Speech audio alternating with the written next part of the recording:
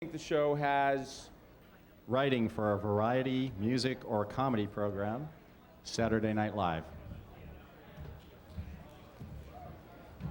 Do you want to step up to the microphone?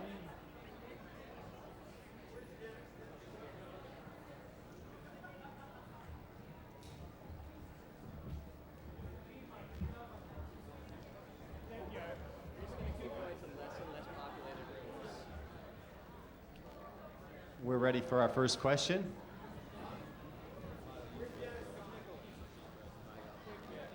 I'm very press savvy. Back in that corner. Where's Dennis McNicholas? Question? Guys over here, how you doing? Just who? Congratulations. I love the show. I've been a fan since day one back in 75, whenever it was. It's been on so long. How do you keep coming up with fresh material? How do you keep it funny? How do you not, repeat what's been done 20 years ago? Back here, drugs we got? We got one drugs. Two drugs. Do I hear,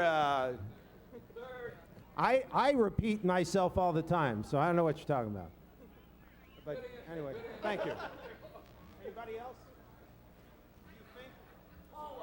I'm sorry that Tina and, where's Dennis McNicholas, the head writer?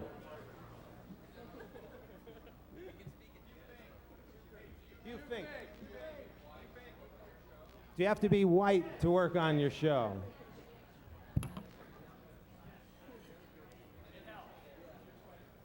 I'm 42, but I don't really work. I'm sort of on welfare. Lauren's very generous. Anybody?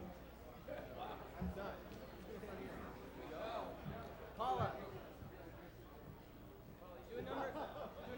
Any other questions? Raise your hands. This is Paula Pell, who is one of the lead writers on the show. Hello. We're very excited. This is a very wonderful night. I don't know what to say. Is there any topic that you won't touch, you won't go near? There's pretty much, it's all a matter of timing, I think. We touch pretty much everything topically, but it's always a matter of timing, and last year obviously was a big challenge for that, of what weeks would be good for bringing up something and when to know how to parody it without being insensitive. And we try as hard as we can not to do that. For a comedy series, Larry Wilmore from The Bernie Mac Show.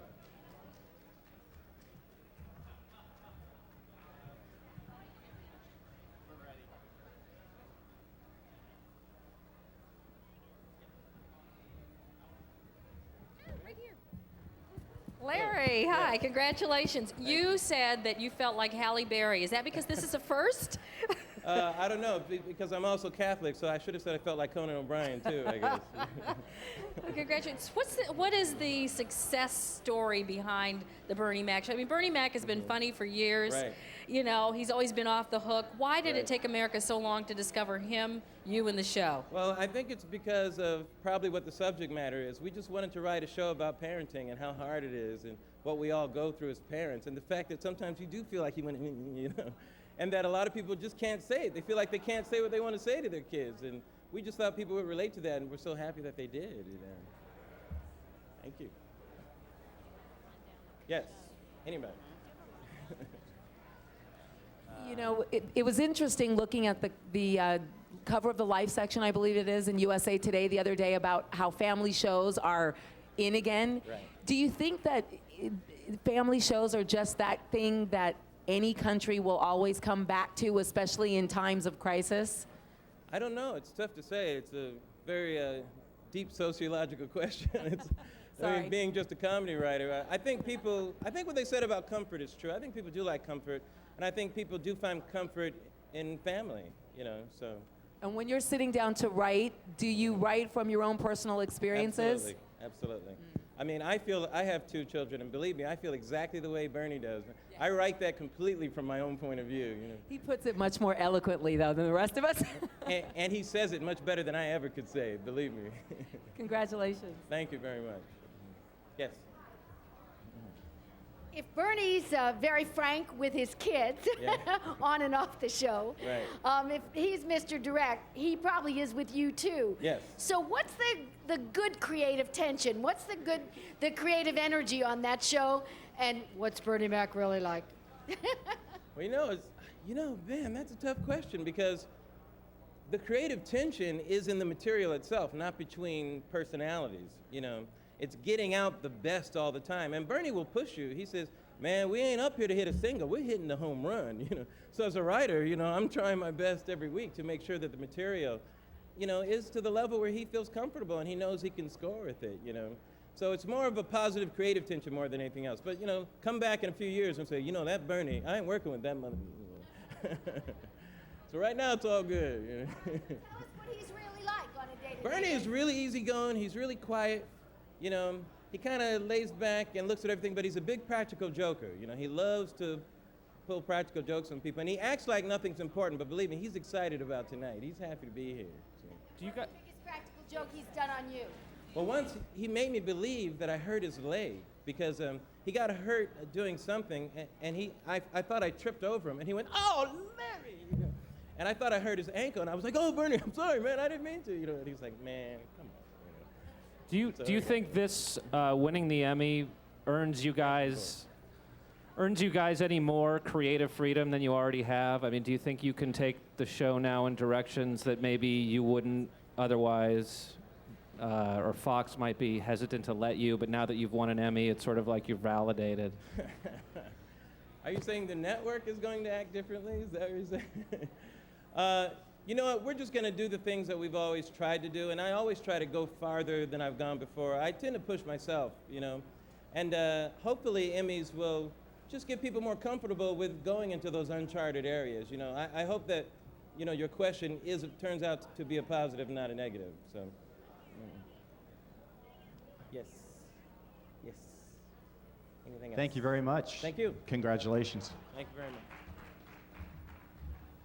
Stockard, Stockard to your right, what is this, the Matthew Shepard, what is the meaning of this, do you think, in terms of your win and also the message this film brought to the world? And to me, the message of this film is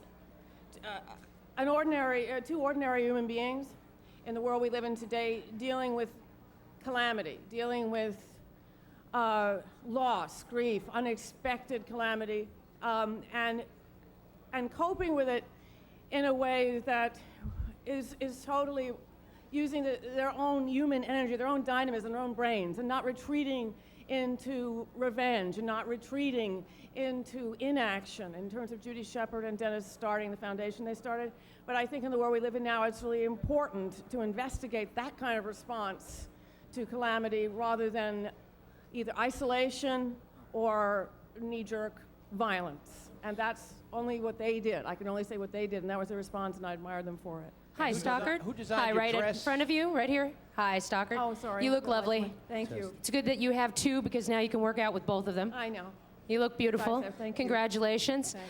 You've come a long way. You went from being a pink lady to Abigail, and what exactly has been one of your favorite moments in your career? What's been a really intense turning point for you? Right now is pretty good. I'm pretty happy, yeah. And I'm still a pink lady. I bet you are. I bet you are. Thank you. Stockard Channing over here in the back, right here, to your left. My To left. your left, right here. There we go, all the way in the back. Okay. Does waiting for the win make it all the more sweet? I don't know about that. I think it's just nerve-wracking. And I think anybody who's nominated for these things will say the same thing. However, the moment is sweet on its own. It has nothing to do with the waiting. It also, I have to say, is very evanescent. It is absolutely true. You don't hear your name. It's sort of a blur. You have no idea what you've said. I've heard this is true, and it is true. Stockard over.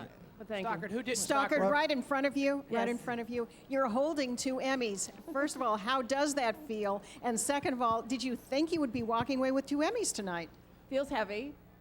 And no, I didn't. I honestly didn't. I just assumed I would smile and be gracious, and I was perfectly happy and prepared to do that because I've done it before and I thought I was getting pretty good at it. Stockard, over here. What? If I can ask you. Yes, sir. Trying to wave my hand to your left, right back here. Thank you. There? Oh, there you are. Thank you. You've done something so unusual, winning 2 Emmys for 2 separate roles. What does that mean to you? I know you've not heard your name announced now twice tonight, based on what you said, but what does it mean to win 2 awards for 2 separate roles, which is so unusual in the Emmys?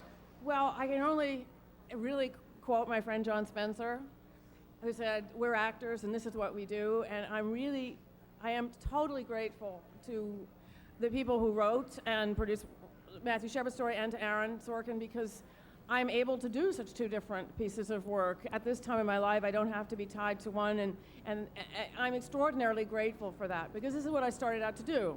I started out to be an actor. I didn't start out to be a celebrity or a politician. I just wanted to be an actor, and they have given me the opportunity to do this in such a great variety of ways. Stockard, in front of you. With regard to the Matthew Shepard story, can I just finish this question? With regard to the Matthew Shepard story, how did you feel traveling to Canada for a story that was so uniquely American? To be honest with you, I really thought the story was so important to be told and to be made, and I understand exactly those feelings about Runaway production, and I do share in them. I mean, the only consolation is we did have a bunch of some American actors in it, but that is a truth of the way this business is run right now, and until, whether it's through tax breaks, whatever those technicalities are to make this, more equitable for Americans and for Canadians, because it should be a 2-way street, this is going to continue. So my apologies to my American colleagues for being involved in it, but before that I did The Truth About Jane, and we shot it in Arizona, so maybe we're even. So there you go. Stockard. That's all the time we have. Well, the dress is by Richard Tyler, and the hair is my own. Thank you very much. Thank you. Okay, right now we have outstanding writing for a miniseries, movie, or a dramatic special. Larry Raymond and Hugh Whitmore for The Gathering Storm. Last year. Raise your hand. No. Okay. I just talked to Conan backstage before he went on, and his take on the show was that he was very, very happy, and I think he's got strong reason to feel that way. Any thoughts, any questions? Thank you. I love you. If you've Yes, sir. The Emmys belong in Los Angeles, will stay in Los Angeles, will always be in Los Angeles. The question might actually be, will they always be in the Shrine? The Shrine is a lovely facility right now, but we are talking about actually building our own Emmy theater that could be on the books in 2004 or 2005. Where would that be? It would be across the street from the Staples Center. The Anschutz Group, which built and maintains the Staples Center, has asked if they could build a 7,000-seat theater for the Emmys. And we said, yeah, why not? It'd be privately funded? Well, they would fund it, and then we would sign a long-term lease so that we would then have a brand new place. I don't want to take anything away from the wonderful job the Shrine has done in renovating itself, and it's certainly a far better facility than it's ever been, so that's great. What does the Emmys bring to Los Angeles? Do you have any financial figures? What type of money gets flooded into this region because of the I don't Emmys? have the figures on the top of my head, but it's pretty obvious when you see what's going on here and all the ancillary stuff that's brought in. It's very important to the city of Los Angeles, but it's also important to us. The heart and soul of television for primetime television, entertainment television, which is what we're here primarily to talk about. That's LA, baby. It couldn't be anywhere else, so you got to do it. So how do we keep the MOWs from fleeing to Canada, fleeing to Australia, North Carolina, New York? I don't know that we can, I don't know that we or anyone can stop MOWs from being shot north of the border. We can work on it. The Academy is working very hard to do anything we can, because the men and women that are being honored here tonight, the men and women that were honored at the Creative Arts before, they have the same problem. You know, they're out of work because of the work that goes to Canada. Question here in the Thank back. you. Question here in the back. What do you right here in the back over to Yeah, your What do you make of the this morning's LA Times story that says basically the Emmys are irrelevant? I disagree. I know Brian Lowry personally. I think he's missed the boat on this one. First of all, I don't agree with this premise that it's not worth it to an actor or actress to receive an Emmy, but I think he even missed the boat even further on. The Emmys can save shows. It goes back to even Hill Street Blues, if you think about it, where they actually pretty much lifted that show out of possible cancellation.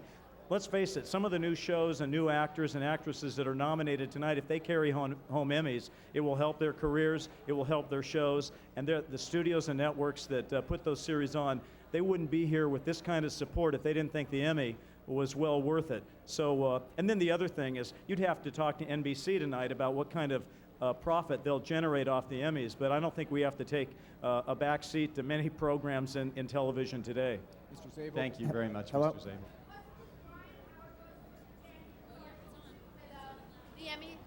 The Emmys aren't as important.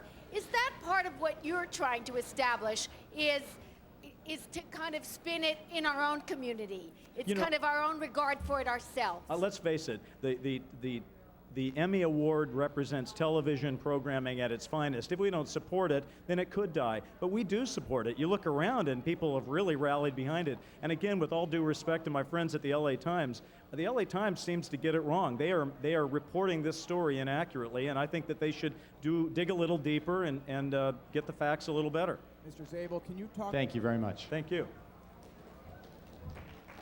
Now we've got Oprah Winfrey, who won a humanitarian award this evening.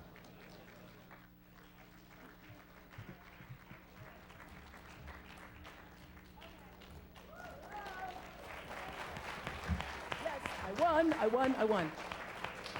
Thank you, everybody. G'day, Oprah. Yeah. G'day, Oprah, over here to your left, that okay, is. good day, good day. Hey, congratulations from Sydney and Australia as well. Thank you. Hey, Oprah is still really big in the afternoon. Look, I'm a sensitive new age bloke. I try and catch it as much as I can to stay across women's issues. How do you stay fresh, and how have you, what can you attribute staying in the biz for so long? I think every year you're trying to reinvent yourself and you stay in touch with what other people are doing, thinking, feeling. I have always felt that my instinct and ability to connect with the audience was what carried us. Every day after the show, now I do something called After the Show, which airs on Oxygen.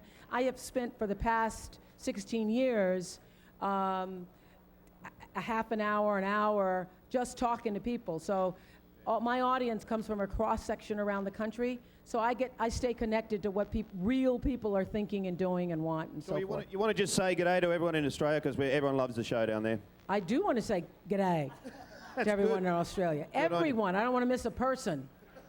G'day. All right, you got it. Okay. Oprah, who did your dress? Where?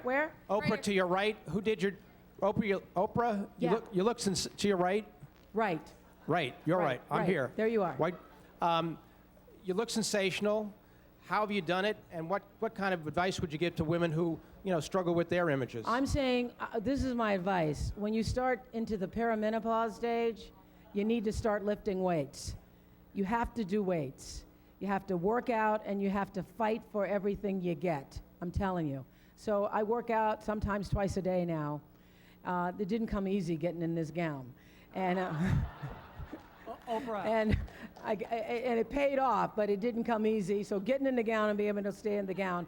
I've been doing a lot of weights, so I don't do as much aerobic as I used to, and do more weight lifting. So it helps to restructure your body. And who did your gown? Bradley Bayou. Bradley Bayou. Yes, right here? 2.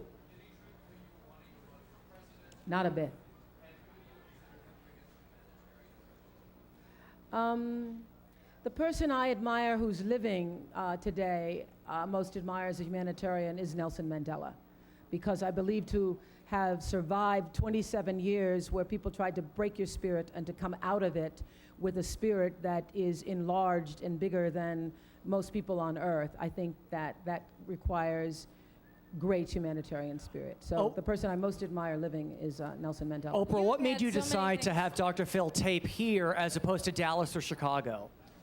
Well, I just thought Dallas, that we'd be overcome by all the accents, so I thought that wasn't good. And we weren't able to do it ourselves in Chicago, and I partnered with Paramount and know somebody on that team that I thought would do a really great job, and so it made sense to do it here because we couldn't do it ourselves.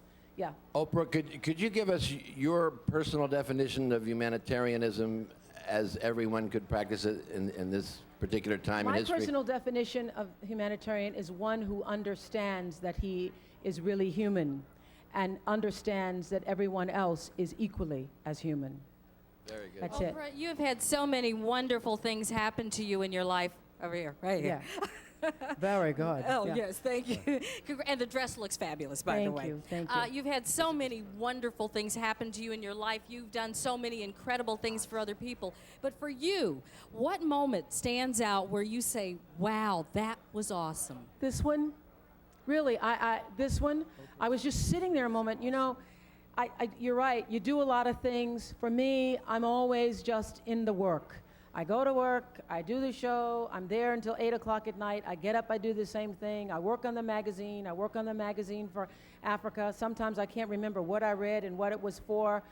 And it's not something that I consciously think about, that I am a famous person or celebrity or what. So just sitting there watching the tape and hearing other people say it, for just a moment, I got a glimpse of it. For just a moment, I felt it and was overwhelmed by it. And I really have to say that to get an award, for the first time I've been to one of these kinds of awards, I'm the most relaxed. I'm just sitting there, ooh, look, there's Lisa, ooh, there's Jennifer, ooh, Brad's there.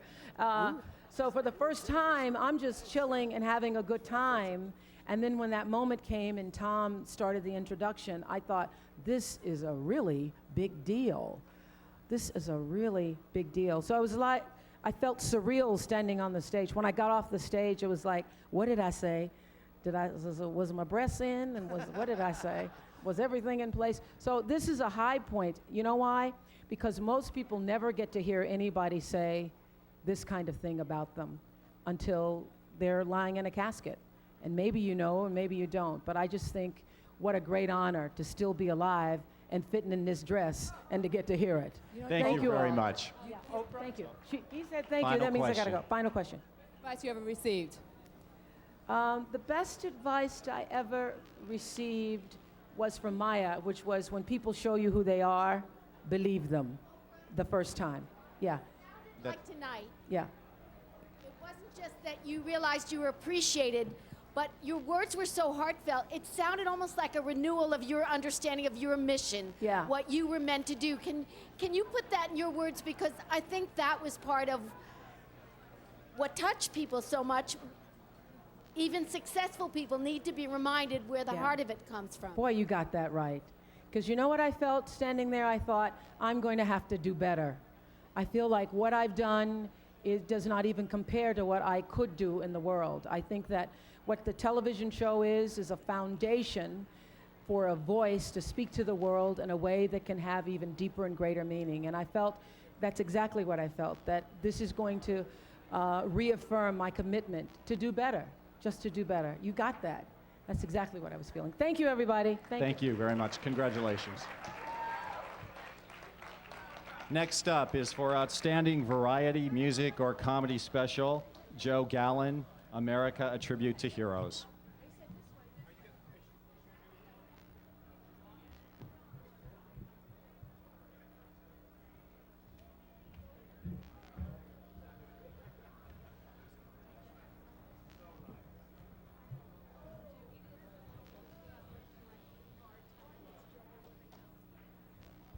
And I'm sorry, it's Joel Gallen with an L.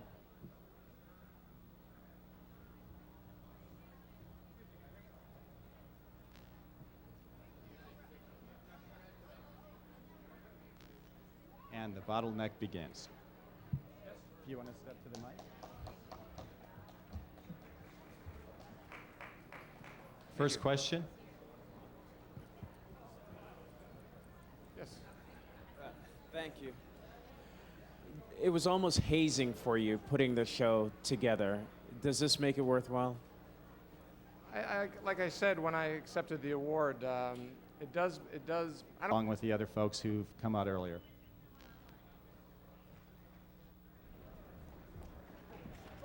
Hey. They're not even watching the show.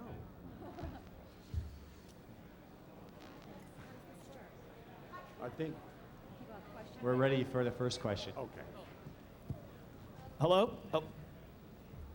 Cool. Back on the side here. Back over here, guys. Got it.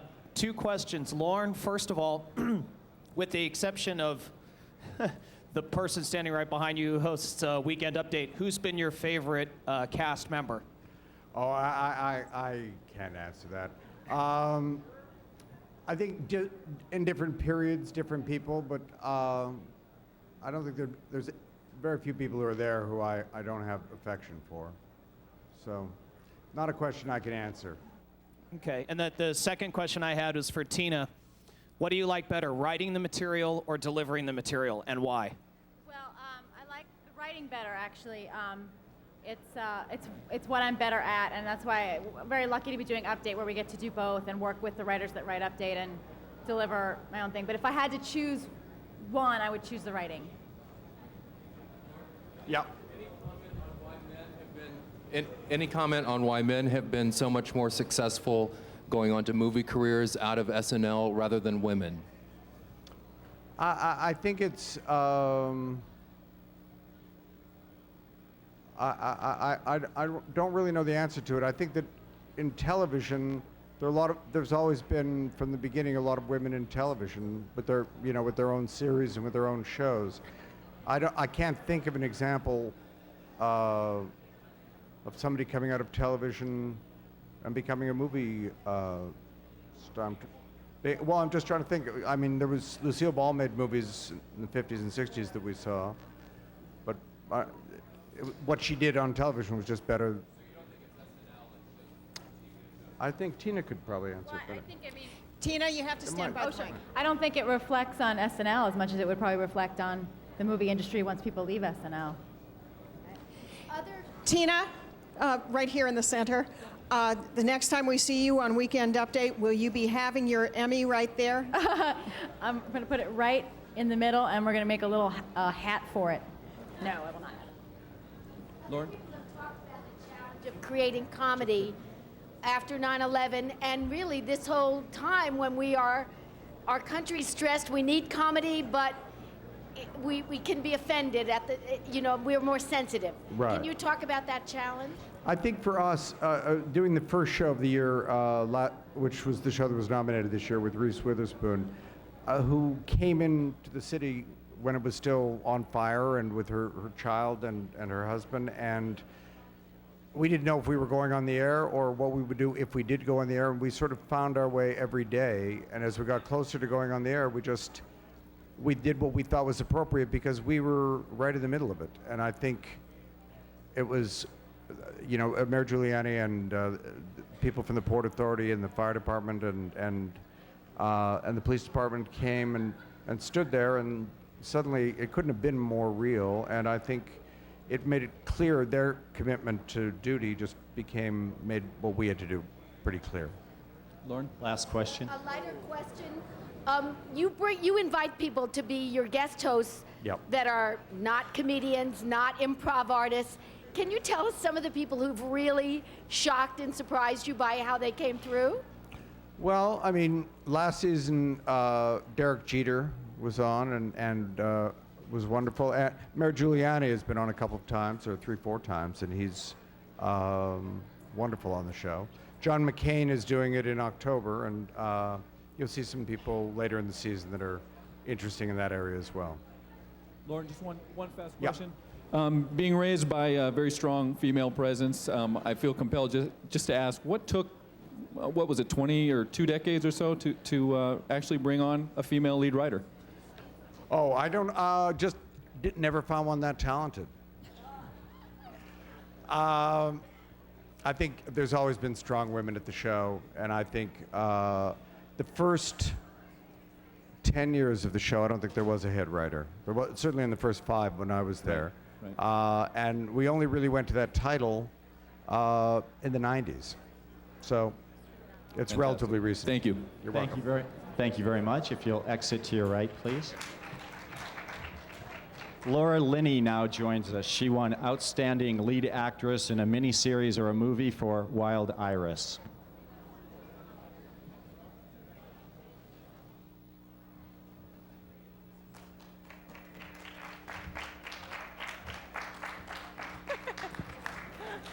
Hello.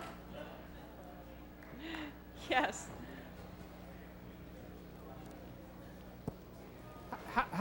How excited are you by getting this award since you've been really best known for your films? Well, You know, I'm one of those lucky people that I've been able to work in all three mediums, in stage, film, and television, and I did a lot of work in TV, so I'm thrilled. I mean, you know, any sort of acknowledgement on this level is, I don't think it matters who you